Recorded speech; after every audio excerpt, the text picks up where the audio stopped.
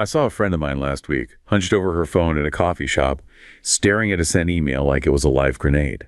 Her foot was tapping a frantic, erratic rhythm against the chair leg. She told me she was absolutely convinced her career was over because of a minor phrasing error in a project update. She'd spent the last 3 hours mentally rehearsing her resignation speech, picturing the exact look of disappointment on her manager's face, and calculating how many months of rent she had left in savings. She looked exhausted, but also strangely occupied. There was an intensity to it, as if this frantic mental gymnastics was the most important job in the world. When her phone finally buzzed with a "thanks, looks good" reply, she slumped back in her chair, a massive, visible wave of relief washing over her. She turned to me, eyes finally bright, and said, "See, I knew if I just stayed on top of it, it would be okay." But watching her, I realized something unsettling. That relief wasn't a victory, it was a payoff. That sudden, sweet drop in pressure was so addictive that her brain was already scanning the horizon for the next imaginary catastrophe to solve. She wasn't actually afraid of the email. She was unknowingly hunting for the chemical high that comes only when the worry stops. It made me wonder, how many of us are trapped in this same invisible loop? We tell ourselves we're being prepared or responsible, but what if our brains are actually manufacturing crises just to feel the relief of surviving them? We treat our anxiety like a malfunction, a glitch in the system that needs to be deleted. But what if this worry loop is actually the machinery doing exactly what it was designed to do, just in a world it was never built for? To break the cycle, we have to understand why the mind views our misery as a reward. Yeah, that intense localized moment in the coffee shop. It's really just a perfect microcosm of a much larger architecture. I mean, to figure out why a human brain comes to view its own misery as a reward, we can't merely look at the isolated psychology of a single individual. Right, because it doesn't just happen in a vacuum. Exactly. We're going to deconstruct this phenomenon across 3 highly specific, interconnected domains for this deep dive. First, we'll look at the macro-level organizational cultures, the systemic structures that actually manufacture this behavior in the workplace. Which is where so many of you spend the majority of your waking hours. Absolutely. Then we will examine the clinical interventions and cognitive therapies designed to phonetically rewire these thought patterns. And finally, we'll peer directly into the microscopic circuitry of the brain's reward pathways, to see where the hardware itself actually begins to misfire. We need to observe the biological hardware in action. Okay, so let's start by examining the environment where this behavior is, most heavily cultivated. The modern workplace. Yeah. Because organizations basically operate as cognitive systems in their own right. Do. And they have the capacity to either mitigate human anxiety or operate as massive engines that just manufacture it. Yeah, so consider the daily reality of someone we'll call Elena. She's a senior lead at a multinational logistics firm headquartered in Chicago. So Elena is in her corner glass office on the 14th floor. It's mid-February. Sleet is just battering the windows. Classic Chicago winter. Exactly. And the air inside is heavy with the scent of stale espresso and that metallic tang of the massive network printers running constantly outside her door. She is staring at a multi-tabbed spreadsheet tracking thousands of shipping containers, these 20-foot equivalent units, or TEUs. Right, and they are currently bottlenecked at the port of Long Beach. Yes. And Elena's decision-making process has completely devolved into this paralyzing graveyard of hypothetical catastrophes. She isn't actually preparing for logistics meetings anymore. She is actively rehearsing worst-case scenarios. And see, in that frozen state at her desk, Elena's brain has constructed this really complex protective superstition. She has neurologically linked the visceral, sickening flutter in her stomach to professional competence. Wow. So the anxiety itself becomes a proxy for control. She genuinely feels that if she has that pit in her stomach, it means she's on top of it. It's wild. Like one Tuesday, she spent 4 consecutive hours just staring at a single column of delayed transit times. Her fingers hovered over the keyboard, completely rigid. And it's important to note for you listening that profound vulnerability she was experiencing, it had absolutely nothing to do with a lack of actionable data. Right, she had all the data she needed. She did. Her paralysis stemmed from a crushing internalized shame. She genuinely believed that if she allowed her mind to rest, if she stopped actively worrying about the bottleneck for even a single second, the supply chain disaster would find the opening it needed to permanently rupture the company's quarter. Like she was physically holding the ships together with her mind. She was no longer managing a logistics team. She was a hostage to the belief that the sheer force of her own psychological distress was the structural integrity holding the entire firm together. Which brings us to this vital concept in workplace psychology, right? The illusion of planning. Yes, the illusion of planning, because there is a critical distinction between constructive action and cyclical thought, and it's rooted in hard biological reality. You see, the human autonomic nervous system is astonishingly poor at differentiating between an imagined catastrophic event and an event that is actually occurring in physical reality. So her body literally doesn't know the difference. When Elena sits in her office imagining a complete supply chain collapse, her brain signals the adrenal glands to release cortisol and adrenaline at levels nearly identical to what she would experience if she were standing in the Long Beach port watching the cargo ships literally sink into the ocean. Fine. Oh.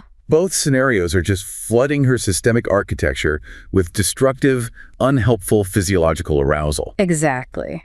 The body is preparing to physically fight a shipping container delay that only exists in her prefrontal cortex. It is burning massive amounts of biological energy to run from a tiger that is completely conceptual. And I guess that physical exhaustion is why chronic worry actually feels like work. It feels productive because it is metabolically expensive. You are burning calories worrying. So how do you intervene? How do you stop that specific workplace loop? A critical cognitive intervention utilized here is forcing the individual to stop and answer a binary question. Am I worrying or am I planning? Just that simple. Just that question. Because it immediately forces a categorization of the mental state. It demands proof of labor. It demands an observable output. Right. When an individual is caught in the anxiety loop, they are spinning the engine without the transmission engaged. They are generating immense physiological distress without generating a single logistical solution. But the moment actual planning begins, like physically writing down scenario trees, drafting a contingency email, or reallocating budget parameters, the anxiety shifts. Yes, the intense physiological anxiety begins to subside. Engaging the motor cortex and the executive function to create a tangible plan actually breaks the cognitive illusion.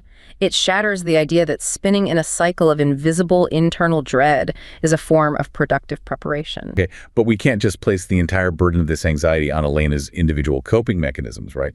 That ignores the massive structural forces pressing down on her from the company itself. Organizations themselves possess collective mental models. Using a framework called system dynamics, we can actually map out how the variables within a company interact over time. We call this causal loop diagramming. Right. And in a healthy, functional system, we find mechanisms called balancing loops. To use a mechanical analogy for you listening, think of a balancing loop like the thermostat in your house. If the temperature drops too low, the system detects the disturbance, the furnace kicks on, and the environment is brought back to an established equilibrium. Exactly. But highly anxious organizations are critically deficient in those balancing loops. They operate almost entirely on reinforcing loops. And a reinforcing loop does not return a system to baseline. No, it takes a disturbance and amplifies it exponentially, pushing the system further and further into chaos. Workplace psychology identifies 3 specific maladaptive reinforcing loops that drive profound systemic anxiety within corporate structures. Okay, now, the first of these structures is known as the Messiah loop, which is frequently categorized as the loop of dependency. Let's look at how this manifests in, say, a mid-sized manufacturing firm facing a sudden drop in quarterly revenue. Right, so market pressures create a spike in organizational anxiety. And instead of looking inward at operational inefficiencies, the collective management initiates a phenomenon clinically referred to as the search for daddy. I know it's quite the term, but it's very accurate. They look for an external savior to absorb the anxiety. They might hire a high-profile turnaround CEO, or they bring in an astronomically expensive management consulting firm. Or they purchase an entirely new proprietary enterprise software platform that promises to just automate their problems away. And the immediate result is a temporary drop in systemic anxiety because the responsibility has been completely offloaded. But that reliance on an external savior drastically hollows out internal organizational accountability, right? Exactly. The mid-level managers stop taking ownership of their departments because they're just waiting for the new CEO's master plan or the consultant's final slide deck. As internal accountability evaporates, the organization's perceived ability to succeed on its own merits slowly degrades. So the employees internalize the idea that they are basically incapable of functioning without an external rescue. Right. And when that perceived competence plummets, Systemic anxiety rises even higher than it was before the savior was introduced. The anxiety generates dependency, the dependency destroys accountability, the lack of accountability destroys confidence. And the destroyed confidence generates massive, paralyzing anxiety. It's a vicious cycle. It is, which leads directly into the second structural failure, the manic defense loop. Okay, so faced with this profound, unmanageable anxiety, executive management relies on a systemic manifestation of a classic psychological defense mechanism. The leadership projects their own internal terror of failure downward onto their subordinates. They operationalize this fear by developing an obsessive hyperfixation on quantitative metrics. They attempt to soothe their anxiety by measuring every single microaction within the company. A perfect way to visualize this manic defense loop is to imagine a high-end restaurant kitchen. Let's say the executive chef becomes absolutely terrified of receiving a bad review from a major food critic. A very real fear in that industry. Sure. So to soothe this terror, the chef decides that quality control must be absolute. Instead of trusting the sous chefs to cook, the executive chef implements a new policy. Now, every single raw ingredient must have its temperature taken and recorded in a logbook every 15 minutes. Wow. Yeah. So the cooks stop chopping vegetables, they stop searing meat, and they spend 10 hours a day just holding thermometers to raw onions and filling out clipboards. And obviously, the output of the kitchen drops to zero. The meals are never served. In a corporate environment, you have to remember there is a finite, zero-sum amount of time and cognitive energy available. Right. The intense focus on granular metrics drains vast amounts of resources into the sheer act of measurement itself. You literally have entire divisions of employees spending their weeks building exhaustive reporting dashboards to document the project work they are no longer doing. Because they are too busy building reporting dashboards. Exactly. Consequently, the actual output of the organization falls drastically. When the output falls, the underlying fear of failure is validated. The perceived ability to succeed plummets, and management's anxiety spikes again. So the act of punishing subordinates through unachievable goals and hypermeasurement is not leadership at all. No, it is an objective, systemic manifestation of psychological projection. It creates a death spiral with no natural equilibrium. Which brings us to the third structure. When a system is trapped in that manic death spiral, it triggers the fight loop. As resources become scarce and anxiety reaches a fever pitch, it breeds brutal internal competition.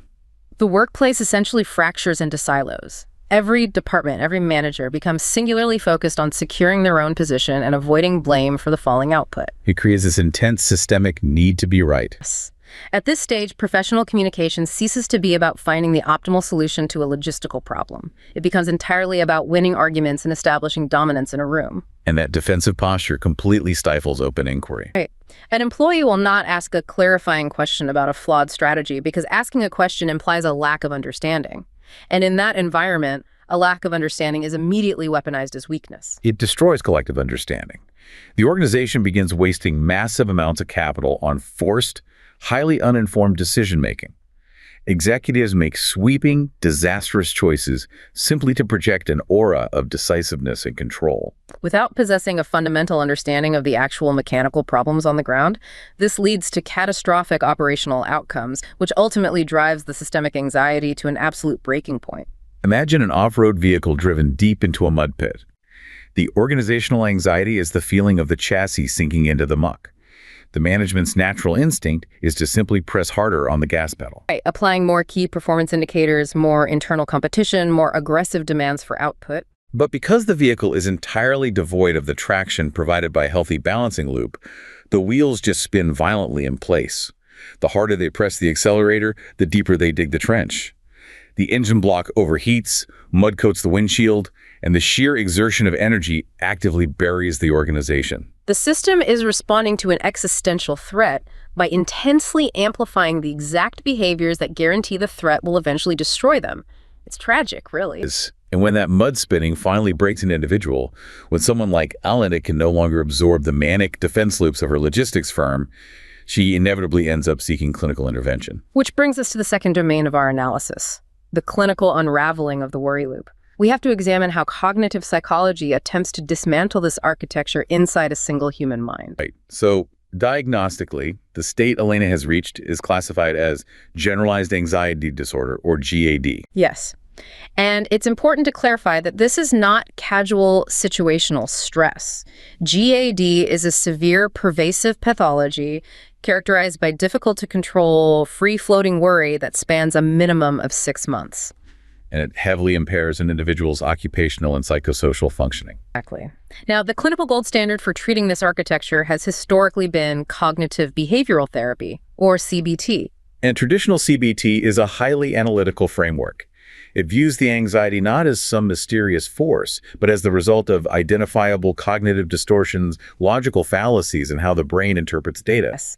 And CBT relies heavily on establishing a rigid boundary between two distinct categories of rumination, type I worry and type 2 worry. Yeah. Type I worry is focused firmly on external events or direct somatic sensation. Right, so type I worry is Elena being concerned about a specific container ship arriving late, or it's being concerned about the sudden spike in her own resting heart rate. Okay, but type 2 worry is the actual mechanism of pathology. Exactly.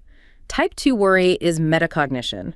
It is the act of worrying about the fact that you are worrying. It's a set of deeply ingrained beliefs about the nature of anxiety itself. And from what I understand, an individual with GAD typically holds two contradictory meta-beliefs at the exact same time. First, they believe that their worry is completely uncontrollable and biologically dangerous, that the stress will literally cause a heart attack or drive them insane. Right, that's the first belief.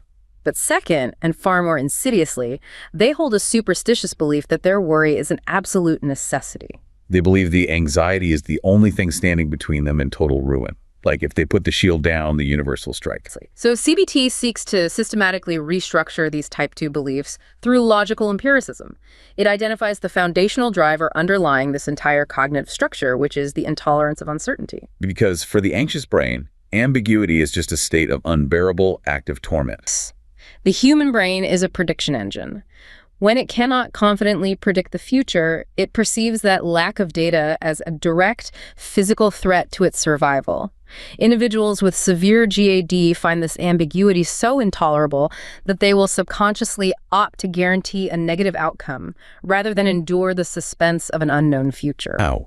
They drastically prefer the illusion of a highly predictable disaster over the reality of uncertainty. It's a false sense of predictability, but it feels safer to them. Wait, I have a question about this. You were saying that traditional talk therapy CBT relies heavily on verbal restructuring. Right. The patient sits in a room, they talk through their catastrophic thoughts, they logically challenge the premises, and they mathematically calculate the actual probabilities of a disaster occurring. That's the standard protocol, yes. But isn't excessive self-verbalization the act of endlessly talking to yourself in your own head to figure out a problem? The exact mechanism that keeps these people trapped in the worry loop to begin with. Yeah.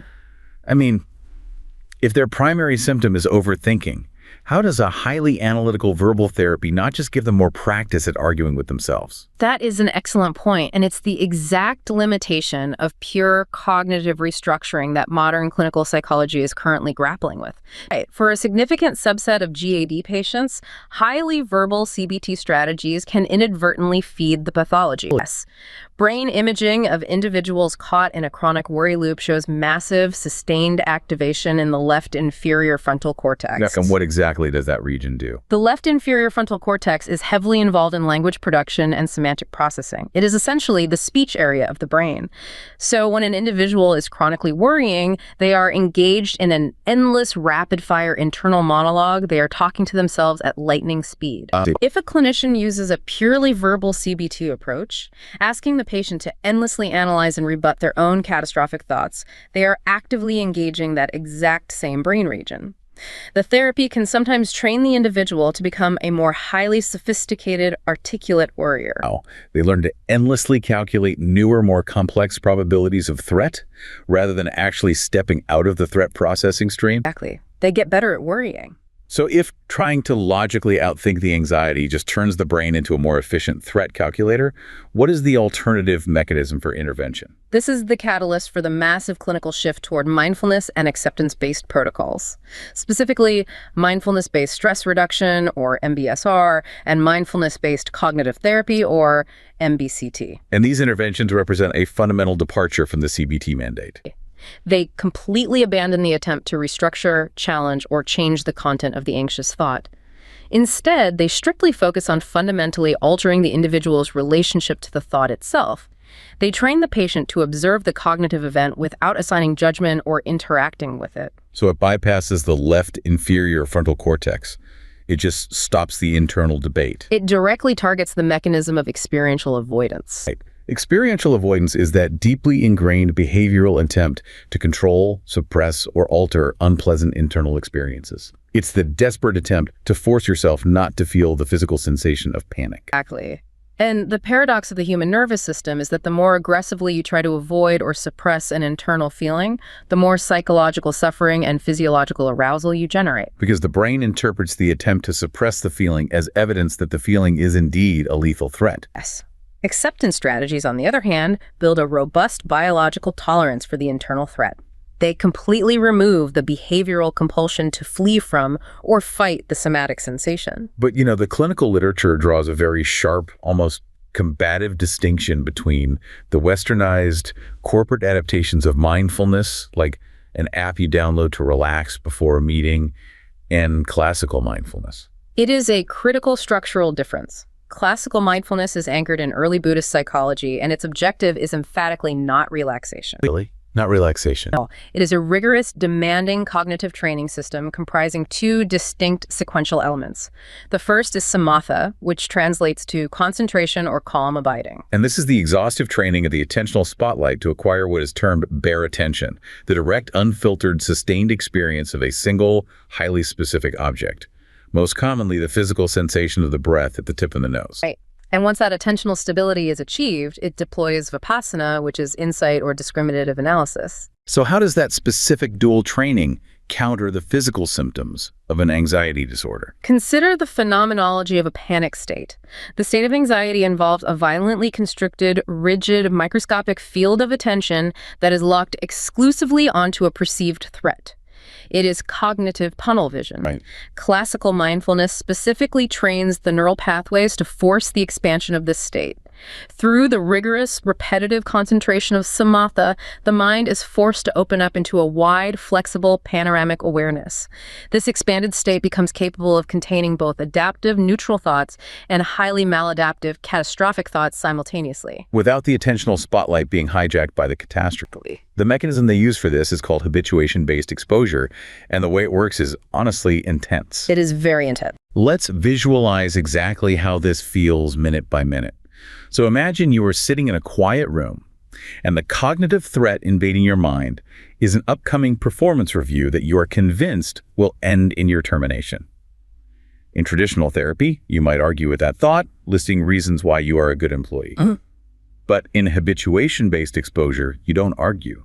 You divide your attention into an 80-20 split. Right. You allocate exactly 80% of your attentional resources directly into the core of the physical threat. You focus intensely on the tightening in your chest, the shallow breathing, the racing heart rate triggered by the thought of the performance review. You literally lean into the physical panics. And you hold the remaining 20% of your attention on a secondary peripheral anchor, maybe the feeling of your feet flat on the floor or the ambient hum of the air conditioner in the room. You sit there minute after minute feeling the absolute peak of the physical panic. And you don't try to slow your heart down. You don't tell yourself the review will be fine. No. You just hold that 80-20 split as the adrenaline floods your system, and you wait. You build prolonged tolerance until the biological half-life of the adrenaline expires and the physiological response naturally neutralizes. Simply because the body literally runs out of the chemicals required to maintain the panic. It is an exercise in outlasting the physiological reaction through sustained, unfiltered, non-reactive attention. Okay, I have to push back on this concept of acceptance, because as someone living in a very real, very volatile world, there are actual existential threats. Layoffs happen, markets crash, medical emergencies occur. Absolutely. If my brain genuinely believes there is a threat on the horizon, doesn't acceptance and practicing bare attention cross the line into biological surrender? It feels inherently dangerous. It feels like standing out in a violent, freezing blizzard, and instead of seeking shelter, you just forcefully accept that you're getting battered to death by the ice rather than observing the storm safely through a thick glass window from inside a secure house. That is the most common and persistent misconception regarding acceptance-based therapies. Acceptance in this specific clinical context is completely devoid of surrender or passivity. It is not giving up. Okay, and what is it? Acceptance is the highly active, deliberate practice of stripping a stimulus of its ascribed catastrophic meaning. Let's utilize your storm analogy. Practicing bare attention is not standing naked in the freezing rain pretending that hypothermia is fine. Right. Bare attention is hearing the crack of thunder and successfully registering it strictly as an acoustic event, a fluctuation in air pressure, rather than instantly attaching a sprawling fictional narrative that the lightning is going to strike your specific house, burn it to the foundation, and leave your family destitute. Oh, so you decouple the sensory input from the catastrophic narrative. To hear a passing ambulance siren and experience bare attention means hearing the specific pitch and Doppler shift of the siren without instantaneously writing a vivid mental movie about a loved one being in a fatal car crash. You are stripping away the projected fictional meaning you instantly force onto the stimulus. Because by removing the catastrophic projection, you restore the executive function's ability to assess the actual mathematical danger of the present moment objectively. You are forcibly turning off the mental movie projector so you can actually see the blank screen. And that bridges perfectly into our final domain, because we have examined how organizations manufacture the pressure loops, and we have analyzed the clinical attempts to decouple the cognitive loops. But to truly understand why the mind views misery as a reward, we have to look at the physical hardware itself. We must drill down into the neurobiology of frustrative non-reward. We are transitioning from the abstract concepts of mind and psychology down to the measurable electrical circuitry of the neuroanatomy. Let's ground this in the environment of someone we'll call Sarah. Sarah is a senior research analyst at a high-frequency trading firm in Boston. Her daily environment is defined by glowing arrays of monitors, algorithms executing trades in fractions of a microsecond, and an atmosphere of relentless, punishing financial pressure. A pressure hooker, essentially. Yeah. Sarah's brain was once a highly optimized analytical engine, but her biological reward pathways have been completely hijacked by chronic worry. To her dopamine-hungry neurons, waking up in a cold sweat to execute a security check of her bank accounts at 3 a.m. genuinely registers as a victory. Which sounds completely counterintuitive. Right. Let's picture the physical reality of this for a second. The blue light of her smartphone illuminating the deep, dark circles under her eyes in a pitch-black bedroom. She is scrolling furiously through account balances and market futures that she already possesses perfectly in her memory. Because the simple physical act of checking the accounts provides a microscopic temporary reduction in her massive state of uncertainty. And the fundamental rule of the biological hardware is that the brain heavily rewards the reduction of uncertainty. For Sarah, the worry loop provides a flickering synthetic sense of control. She is trapped in a biological cycle where her prefrontal cortex, the logical reasoning center of her brain, is being constantly and violently overruled by an ancient, shivering limbic system that's just screaming that a predator is outside the cave. Right. The darkest edge of Sarah's reality is the realization that she has literally forgotten how to physically exist in a state of rest. Her professional productivity is not exceptionally high just because she is talented, although she is brilliant. Her output is staggering because she is absolutely terrified of the deafening silence that arises when the cognitive labor stops. She's running from the silence. She has to learn that her own neurobiology is actively deceiving her.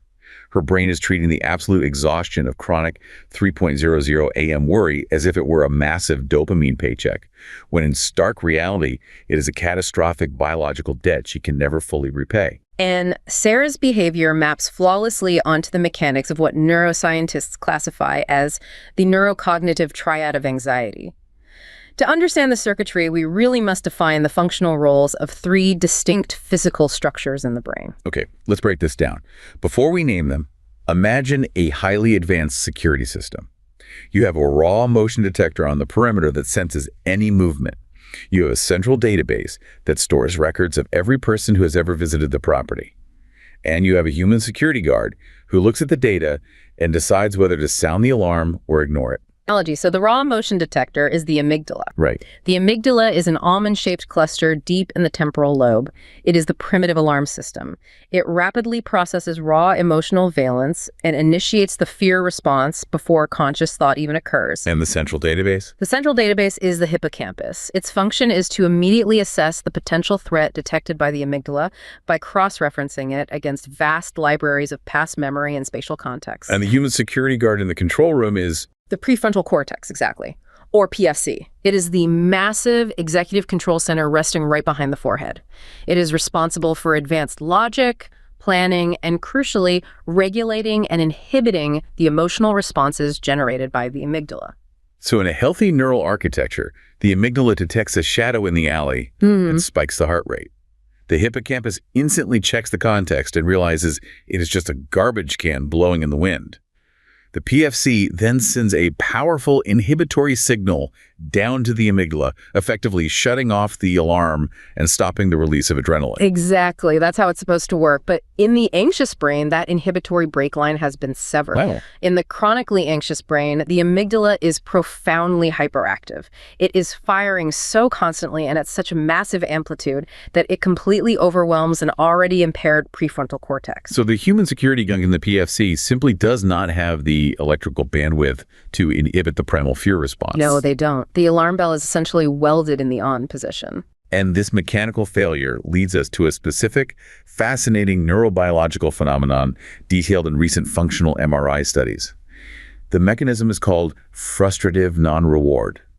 Could you break down exactly how this mechanism functions? Absolutely. Frustrative non-reward is not just disappointment. It is a highly specific, violently aversive motivational state.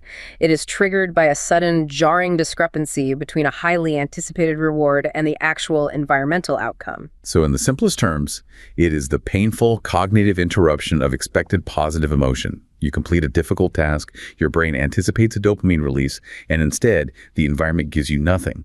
Or worse, it actively punishes you. Right.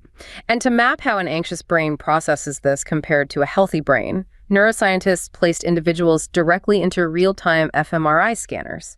These machines track the flow of oxygenated blood in the brain, allowing researchers to see exactly which regions are firing millisecond by millisecond. And they had the participants play a computerized game while inside the scanner, right? Yep. But the researchers secretly rigged the game to simulate profound frustration. They did. And the data extracted from this experiment reveals a staggering divergence in how reality is processed. The researchers established a low frustration baseline first.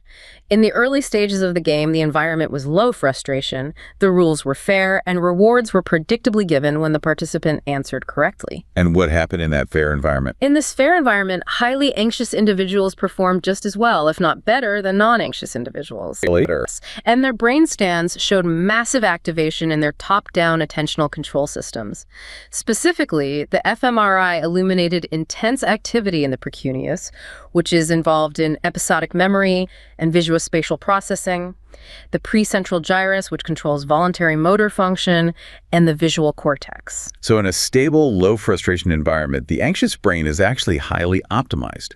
It is hypervigilant, incredibly sensitive to detail, and effectively allocating its massive cognitive resources to solve the problem at hand. But then the researchers fundamentally altered the environment. They cranked up the frustration, they rigged the game, so that even when the participant selected the correct answer, the screen flashed to failure and the financial reward was aggressively withheld. They pushed the participants to a highly engineered, high frustration breaking point. And the moment the environment shifted to high frustration, the architecture of the anxious brains completely fell apart. The fMRI scans showed a dramatic, sweeping, maladaptive pattern emerging across the entire cognitive emotional control network. What regions are we talking about here? We observed severe interaction failures between the cuneus precuneus, the anterior cingulate cortex, which handles error detection, the inferior frontal gyrus, the orbitofrontal cortex, which is crucial for updating reward expectations, and of course, a massive flare in the amygdala. What does that processing failure actually translate to in terms of how the individual experiences reality? It translates to a complete structural inability to process incoming data accurately. The researchers tracked the brain's response during gain feedback, the moments when the rigged game occasionally let them win.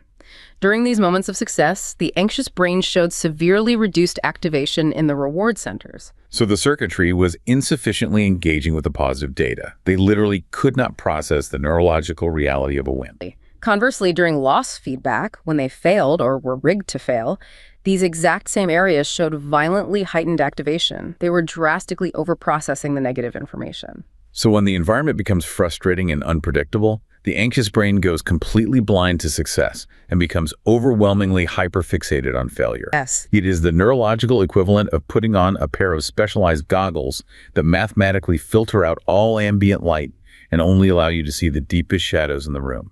That is a highly accurate representation of the fMRI data, and it is vital to note that this specific neurobiological profile is entirely distinct to anxiety. That requires clarification, because the inability to process positive emotions sounds identical to clinical depression. The behavioral presentation can look similar, but the underlying hardware failure is entirely different. Severe depression shows neurological dysfunction primarily in the striatum and the ventromedial prefrontal cortex during non-reward processing.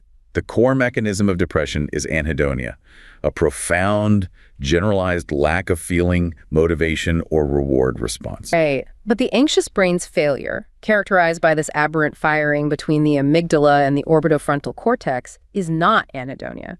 It is rooted in violently distorted reward expectation and hypervigilance. The anxious brain is not numb. It is electrically overwhelmed and hopelessly locked onto a loss processing subroutine. Now, if we step back from the fMRI scanner and view this through the lens of deep evolutionary biology, it demands a fundamental shift in perspective. Is the anxious brain actually broken, or is it simply a highly specialized piece of biological hardware that is exquisitely optimized for a brutal, high-threat environment that just no longer exists? Think of an ultra-sensitive industrial-grade smoke alarm designed for a chemical plant. If you install that alarm in the control room of an active oil refinery, it is brilliant engineering. It will save thousands of lives at the first trace of a toxic leak. But if you take that exact same perfectly functioning hardware and install it in the ceiling of a small modern apartment kitchen, it is going to trigger a deafening 120 decibel alarm every single time you boil a pot of water for tea. The hardware is not broken. It is simply operating flawlessly in the wrong environment. And the neuroimaging data heavily supports that evolutionary perspective. The specific areas of the brain showing this maladaptive, hypervigilant response during high frustration tasks heavily overlap with a system known as the default mode network, or DMN. The DMN is the heavily interconnected brain network that becomes highly active when we are awake but at rest, right? Like when we are daydreaming or letting our minds wander without a specific task. Yes, and structurally, the DMN is heavily involved in intense self-referential thought and the constant background scanning of the surrounding environment for latent threats. The anxious brain is flawlessly executing a protective biological strategy that was once the pinnacle of evolutionary adaptation. Because in a primal prehistoric survival context, overprocessing a loss like remembering the exact visual details of where a predator attacked your group was infinitely more important to your genetic survival than celebrating the positive emotion of finding a berry bush. Exactly. The maladaptive response we observe in modern high-frustration office environments is simply the result of those massive cognitive resources being hopelessly locked onto an ancient loss processing mechanism. It renders the brain entirely blind to incoming positive data because, from a strict evolutionary standpoint, the steam from the modern cup of tea is being interpreted by the amygdala as the smoke from a deadly, encroaching fire. We have journeyed across an immense landscape today to dissect this architecture. We began at the macro level of the modern workplace, observing how organizations manufacture relentless pressure through unbroken reinforcing loops, the hollowing out of accountability in the Messiah loop, and the metric-obsessed paralysis of the manic defense loop. And then we moved inward to the clinical realm, exploring how the endless verbal debate of traditional cognitive therapy can sometimes inadvertently reinforce the brain's threat calculators, which necessitates the brutal, non-reactive practice of habituation-based exposure and bare attention. And finally, we drill down into the microscopic electrical firing of the neuroanatomy itself, witnessing how the anxious brain's hardware is biologically compelled to filter out success and hyperfixate on loss the moment the environment becomes unpredictable. Synthesizing these three domains reveals that human neurobiology is currently engaged in a massive, exhausting phantom war against its own modern environment. As we conclude this deep dive, consider a completely different paradigm that is rapidly approaching. We just established that the anxious brain obsessively uses planning, metrics, and scenario mapping as a synthetic way to soothe its own terror of uncertainty. But artificial intelligence and predictive algorithms are beginning to completely automate the exact logistical planning and optimization tasks that our brains currently use to calm themselves down. When a machine fundamentally removes our ability to engage in productive worry at work, we will no longer have spreadsheets and quarterly reports to absorb our manic defense loops. The anxious brain will be stripped of its favorite coping mechanism, forcing us to either sit in the quiet room and directly face the raw, unmediated firing of our own neurobiology, or to invent entirely new, terrifyingly abstract phantoms to panic about just to keep the alarm bells ringing.